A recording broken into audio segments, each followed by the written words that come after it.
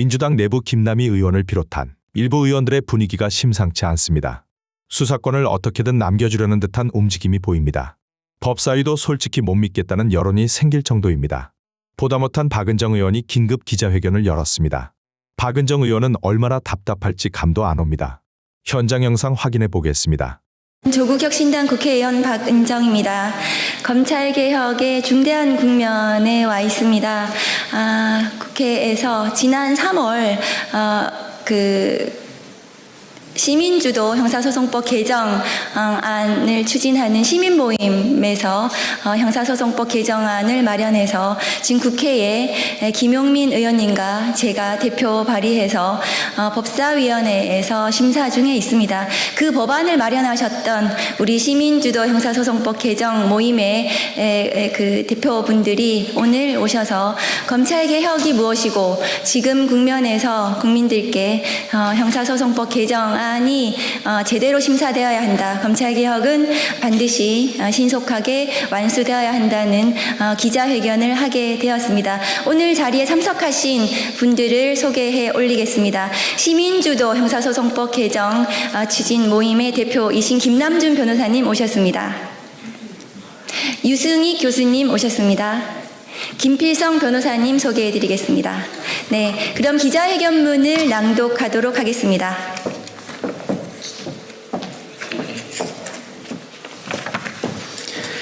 수사와 기소의 분리, 대원칙이 흔들려서는 안 됩니다. 검사의 보안 수사권 존치에 반대하며 원칙 그대로의 통과를 촉구합니다. 저희는 시민주도 형사소송법 개정 추진 모임입니다. 저희 모임은 법학자 7명과 변호사 5명, 모두 12명의 연구자가 수개월에 걸쳐 머리를 맞대고 수사와 기소의 완전한 분리라는 대원칙 위에 형사소송법 개정안을 마련했습니다. 이 안은 지난 6월 26일 국회에 발의되어 지금 법제사법위원회에서 심사가 진행되고 있습니다. 그런데 최근 검사의 보안 수사권을 존치시켜야 한다는 주장이 민주당 안팎에서 이어지고 있습니다. 오늘은 보안 수사권 일부 존치를 내용으로 하는 개정안이 발의되기도 했습니다. 사회적 약자를 보호하기 위한 예외가 필요하다는 취지입니다. 피해자를 두텁게 보호해야 한다는 그 마음에 이견이 있을 수 없습니다. 저희 역시 같은 마음으로 이 개정안을 만들었습니다. 그러나 바로 그렇기 때문에 분명히 말씀드립니다. 보안 수사권을 일부라도 남기는 것은 검찰개혁을 처음으로 되돌리는 문을 여는 일입니다. 2가지 이유를 말씀드리겠습니다.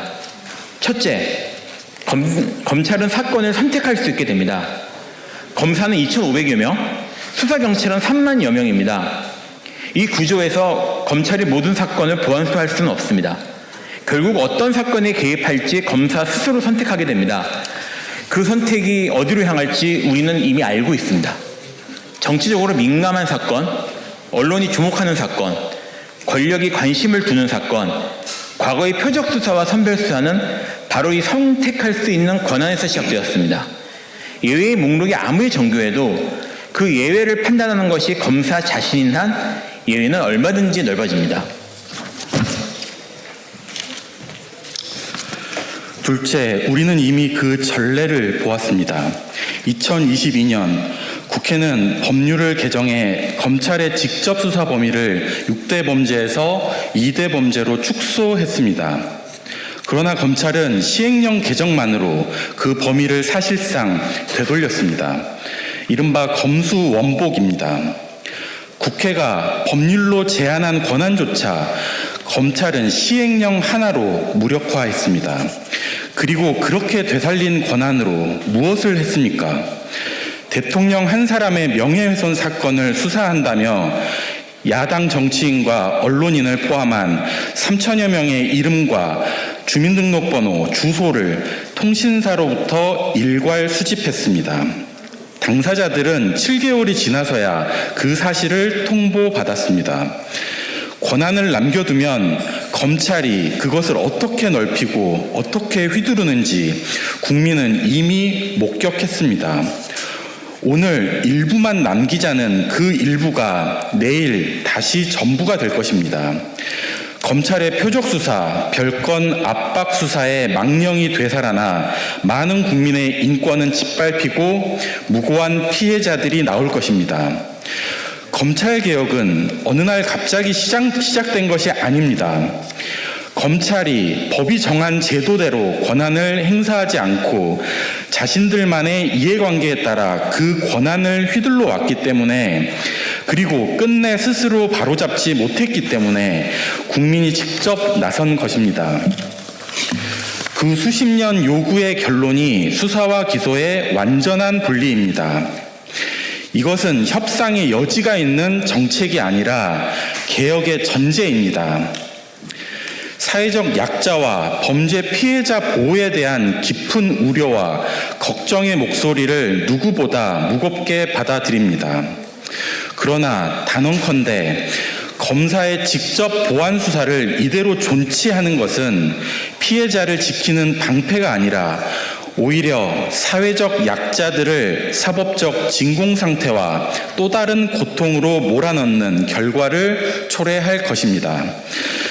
지금껏 피해자를 돕겠다는 명분으로 행해진 검찰의 직접 보안 수사는 여성, 아동, 노인 등 약자들에게 위압적인 조사실에서 고통스러운 기억을 다시 꺼내야 하는 가혹한 진술 번복의 지옥을 강요해 왔습니다.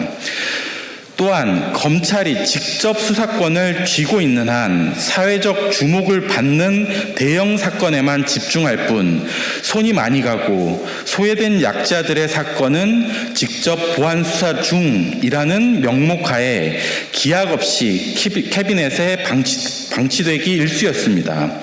일선 경찰 역시 미진한 부분은 검찰이 알아서 하겠지라는 도덕적 해이에 빠져 수사의 완결성을 떨어뜨리는 악순환을 낳았습니다.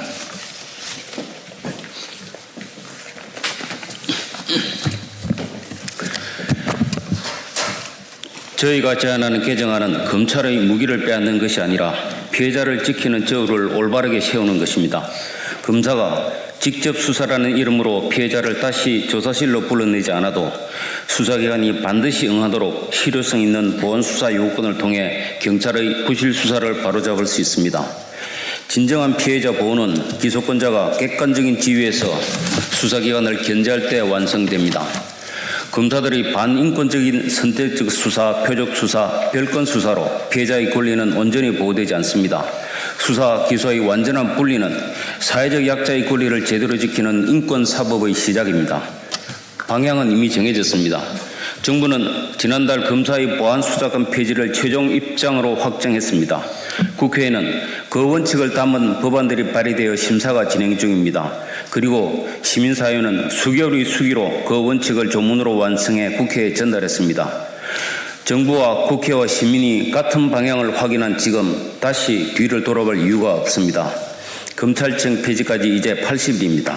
국회에 간곡히 요청합니다. 더 이상 흔들리지 마십시오.